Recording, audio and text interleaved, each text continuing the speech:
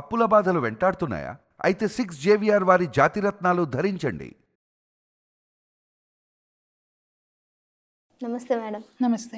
Madam, thyroid వింటుంటే కూడా ప్రతి ఒక్క అమ్మాయిలో నిజంగా ఇంట్లో ముగ్గురు ఆడపిల్లలు ఉంటే ఇద్దరు ఖచ్చితంగా ఉంటుంది. ఎందుకు మేడం? అంటే ఒకప్పుడు ప్రెగ్నెన్సీ టైంలో అని వినే వాళ్ళము, ఇప్పుడు ప్రతి ఒక్కరు థైరాయిడ్ అని ఎందుకు వింటున్నాము? యాక్చువల్లీ థైరాయిడ్ అనేది ఒక మెటబాలిక్ డిజార్డర్. అంటే ఏంటంటే మన మెటబాలిజం అంటే ఏంటంటే ఇప్పుడు డైజెషన్ మెటబాలిజం అనేవి టూ డిఫరెంట్ ఆస్పెక్ట్స్. డైజెషన్ ఏంటంటే మన ఫుడ్ ఎంత తీసుకుంటున్నాం, బాడీకి ఎంత డైజెస్ట్ అవుతుందా లేదా అనేది వరకు డైజెషన్. మెటబాలిజం అంటే టిష్యూ లెవెల్లో జరుగుతుంది. అంటే ఒక టిష్యూకి ఎంత నరిష్మెంట్ అవుతుంది, ఎంత టాక్సిన్స్ దాని నుంచి ప్రొడ్యూస్ అవుతాయి, ఇవన్నీ మనం చూస్తుంటాం.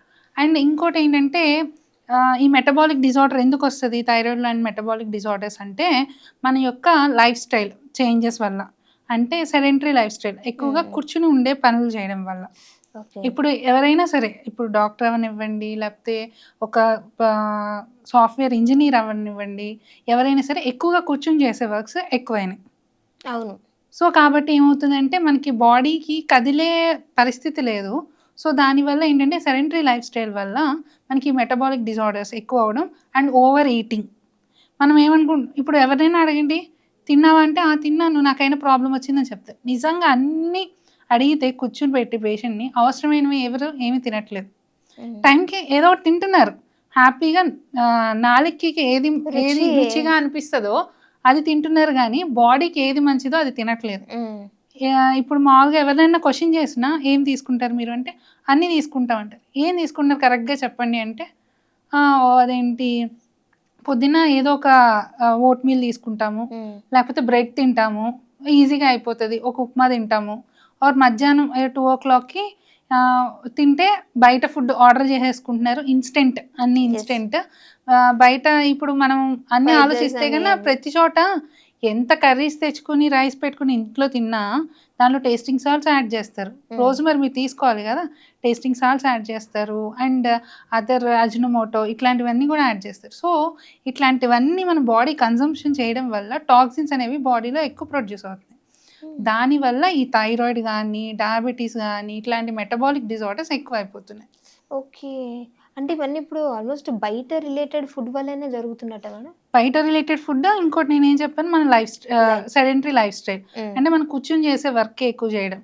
సో కనీసం కూర్చొని చేస్తున్నాం మనం ఒక ప్రొఫెషన్ బట్టి, కానీ దాంట్లో కనీసం ఒక 1 hour కూర్చుంటే ఒక 10 minutes వాక్ అయినా చేయగలిగితే ఈ ప్రాబ్లమ్స్ నుంచి బయటపడచ్చు అనమాట.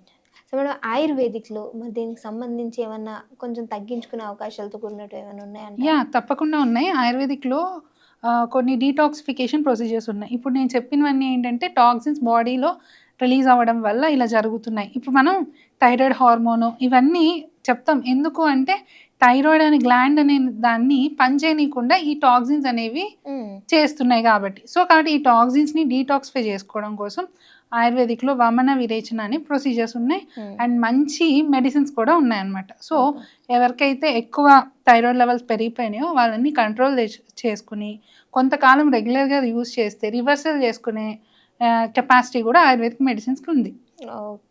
అండ్ ఇంకోటి నేను ఈరోజు సింపుల్గా చెప్పాలనుకుంటుంది ఏంటంటే, ఎవరికైతే ఈ థైరాయిడ్ వల్ల వెయిట్ గెయిన్ అయ్యి హెయిర్ ఫాల్ అవుతూ ఉంటుంది, వాళ్ళు ఏంటంటే చక్కగా రోజు నైట్ ధనియాలు ఉంటాయి కదా, ఆ ధనియాలని నానబెట్టండి. 1 స్పూన్ తీసుకుని నానబెట్టి పొద్దున్నే దాంట్లో ఆ నానబెట్టిన నీళ్ళల్లోనే కొంచెం దాల్చిన చెక్క ఉంటుంది కదా, దాల్చిన చెక్క పౌడర్ యాడ్ చేసి ఒక 5 minutes బాయిల్ చేసి ఆ వాటర్ని స్ట్రెయిన్ చేసి దాంట్లో కొంచెం 2 పుదీనా లీవ్స్, కొంచెం లెమన్ మిక్స్ చేసి రోజు కనుక ఎర్లీ మార్నింగ్ ఇది తీసుకుంటే కనుక ఎవరికైతే థైరాయిడ్ లెవెల్స్ కొంచెం కంట్రోల్ అవుతాయి అండ్ వాళ్ళు వెయిట్ గెయిన్ అవుతూ ఉంటారు కదా థైరాయిడ్, అది వెయిట్ లాస్ అవుతారు అండ్ హెయిర్ ఫాల్ కూడా కంట్రోల్ అవుతుంది.